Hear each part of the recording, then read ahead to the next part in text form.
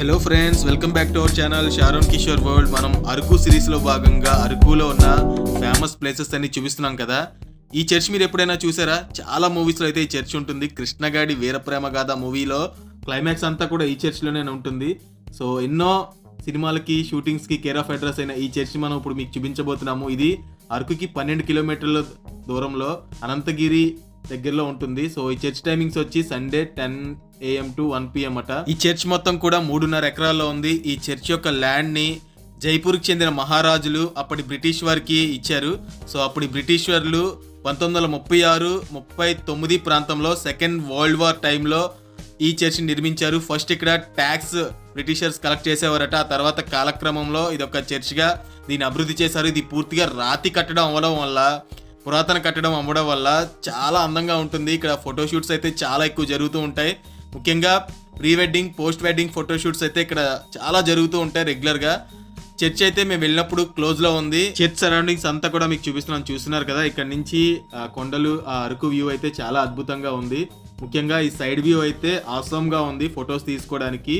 But ఈ church మన సముద్ర మట్టానికి 4236 అడుగుల ఎత్తులో ఉంది. హైయెస్ట్ ఆల్టిట్యూడ్లో ఉన్న చర్చ్ కూడా ఇదేనట. ఈ చర్చ్ మనకి వైజాగ్ నుంచి 108 కిలోమీటర్ల దూరంలో అరకు వెళ్లే మార్గంలో ఉంటుంది.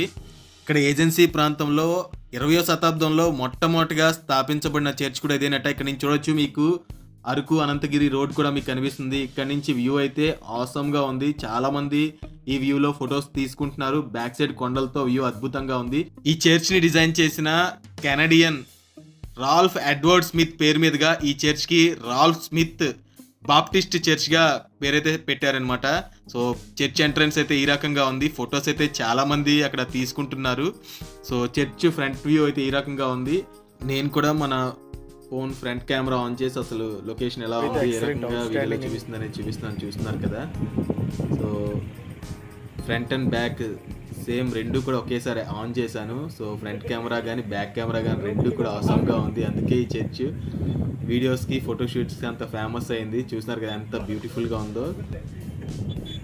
మీలో ఎవరైనా ఈ చర్చ్ చూసినట్టయితే తప్పకుండా కామెంట్ బాక్స్లో కామెంట్ చేయండి. మీకు ఈ చర్చ్ ఎలా అనిపించిందో కూడా కామెంట్ బాక్స్లో కామెంట్ చేయండి. చెప్పాను కదా మీకు ఆల్రెడీ ఇక్కడ ఫోటోషూట్ జరుగుతుందని. సో అక్కడ ప్రీ వెడ్డింగ్ ఫోటోషూట్ అట జరుగుతుంది ఒక ఫ్యామిలీకి. సో అది ఫ్రెండ్స్ ఈ వీడియో మీకు నచ్చితే తప్పకుండా లైక్ చేయండి. ప్లీజ్ మన ఛానల్ మాత్రం సబ్స్క్రైబ్ చేయడం అసలు మర్చిపోవద్దు. Thank you so much.